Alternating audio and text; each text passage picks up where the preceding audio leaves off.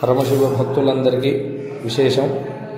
కార్తీక మాసంలో మనం ఎక్కడెక్కడికో వెళ్ళి అభిషేకాలు చేస్తూ ఉంటాము. కానీ మన దగ్గరలో ఉన్న ప్రాంతాల్లో అపురూపమైన పవిత్రమైన శివాలయాలు చాలా ఉన్నాయి. అలాంటి శివాలయమే ఈ శివాలయం. తర్లుబాడు గ్రామంలో శివాలయంలో సహస్రలింగేశ్వర స్వామివారి ప్రతిష్ఠ జరిగి దగ్గరగా 10 సంవత్సరాలు పైన అవుతుంది. ఈ స్వామివారు చాలా చతుర్ముఖంగా 4 వర్ణాలు అంటే 4 ముఖాలుగా స్వామివారు ఉంటారు. ఇక్కడ విశేషం ఏమిటంటే చాలా చోట్ల స్వామివారిని దర్శనం చేసుకుంటాము. స్వామివారి ముందు ఉన్న నందీశ్వరునికి కూడా చూసి నమస్కారం చేసుకుంటూ ఉంటాము.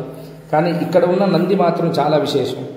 ఈ నందీశ్వరుడు స్వామివారి ఎదురు కూర్చొని నమస్కారం చేస్తూ 2 చేతులతో నమస్కారం చేసుకుని నందిముఖంగా ఉండి నమస్కారం చేస్తూ ఉంటారు.